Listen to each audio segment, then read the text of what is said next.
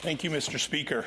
On Wednesdays, the Canadian Senators Group directs questions to committee chairs, and so therefore my question today is for my honourable colleague, Senator Housakos, Chair of the Standing Senate Committee on Transport and Communications. Senator Housakos, prior to taking on Bill S6, the Standing Committee on Transport and Communications was conducting a study on the impacts of climate change on critical infrastructure. I understand that the committee intends to return to that study.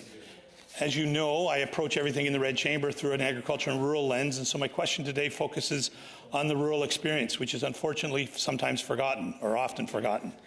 The 20% of our population who lives in rural, remote, and northern communities frequently has issues accessing critical infrastructure of all types, from transportation to access to reliable and affordable broadband. The disparity between urban and rural Canadians has become even more pronounced during the COVID-19 pandemic, and this gap will almost certainly be further exacerbated as our country continues to see the effects of climate change and its subsequent impacts on existing infrastructure. With this in mind, can you advise if your committee will take into consideration the ways in which critical infrastructure in rural communities may be impacted by climate change, understanding that they face different issues than our urban counterparts? And can you confirm that voices from rural regions will be amplified to ensure a comprehensive study that reflects the whole of Canada? Senator Housakos. Thank you, Mr. Speaker, and thank you, Senator Black, for your question and also for having the courtesy of providing it to me in advance.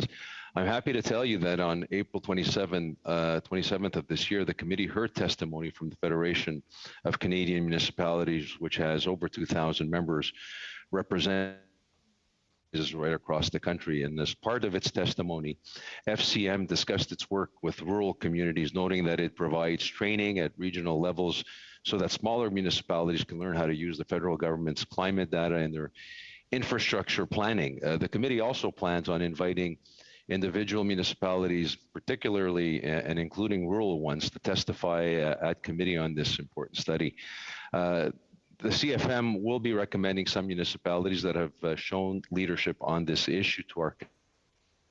Also want to underline that as per the tradition of the Senate, just because senators don't serve on the standing committee on a regular basis, every senator can follow and participate.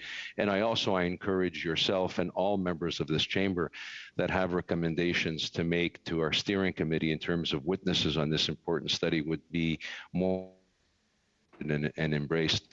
Our clerk expects to have the input from the FCMC and in order to plan going forward our witnesses, and we look forward as usual to making sure that our study is all encompassing and making sure that all regions of the country are well represented.